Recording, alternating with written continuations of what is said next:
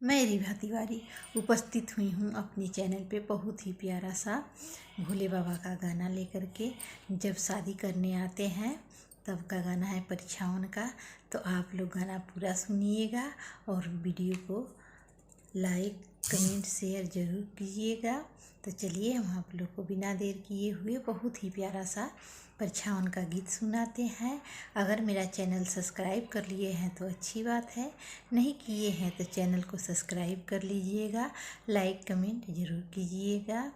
तो चलिए प्रेम से बोलिए हर हर महादेव, गौरा पार्वती की जय, कार्तिक भगवान की जय, गणेश जी की जय। प्रेम से बोलिए हर हर महादेव। तो चलिए परेशान का गाना सुनाते हैं आप सबको।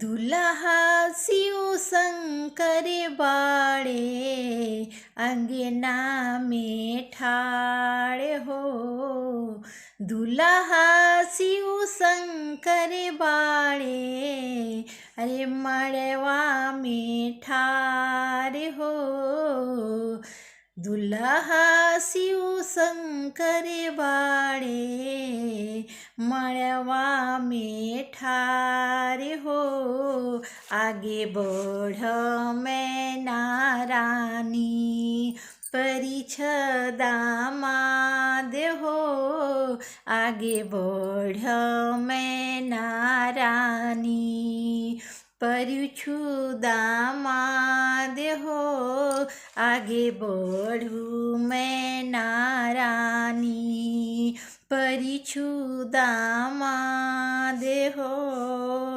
दुल्हा शिव शंकर बाड़े अंगना में ठाड़ हो, दुल्हा शिव शंकर बाड़े अंगना में ठाड़ हो, अरे आगे बढ़ू मैं नारानी, अरे आगे बढ़ू मैं नारानी परिछु दामाद है, आगे बढ़ू मैं नारानी परिछु दामाद है, आगे बढ़ू मैं नारानी परिछु दामाद है।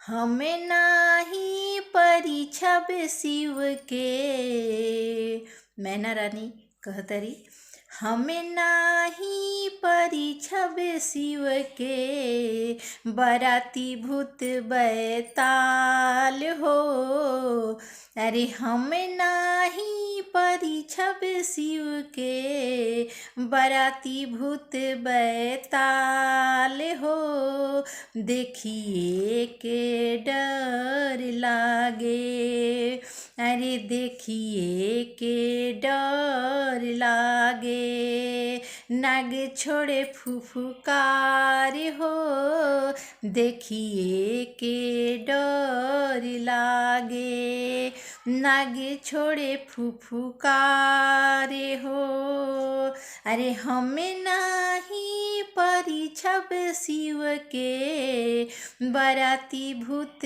बैताल हो, हमें नाही परिछब शिव के, बराती भूत बैताल है, देखिए के डर लागे, नग छोड़े फुफकार हो, देखिए के डर लागे, नाग छोड़े फुफकार हो, दुल्हा शिव शंकर बाड़े मड़वा में ठाड़ हो, दुल्हा शिव शंकर बाड़े मड़वा में ठाड़ हो, आगे बढ़ू मैं नारानी परिछु दामाद है, आगे बढ़ूँ मैं नारानी, परिछु दामाद है, आगे बढ़ूँ मैं नारानी, परिछु दामाद है। अच्छा ना कैला नारद, खोजी के ऐसन दामाद हो। मैना रानी कहतरी नारद जी से, अच्छा ना कैला नारद, खोजी के ऐसन दामाद हो। अच्छा ना कैला नारद, खोजी के ऐसन दामाद हो।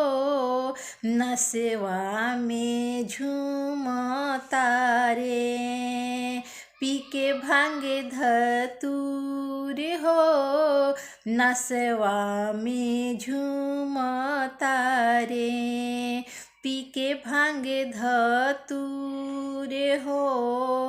अच्छा ना कैला नारद, खोजी के ऐसन दामाद हो। नशवा में झूमता रे, पी के भांग धतूर हो। नशवा में चूर बाड़े, खाके भांग धतूर हो। नशवा में चूर बाड़े, पी के भांग धतूर हो। नशवा में चूर बाड़े, पी के भांग धतूर हो। नशवा में चूर बाड़े, पी के भांग धतूर हो। नशवा में चूर बाड़े। अगर मेरा गाना आप लोग को अच्छा लगा हो तो मेरे चैनल को लाइक शेयर कमेंट ज़रूर कीजिएगा। तो चलिए हम आगे मिलते हैं वीडियो में। बाय।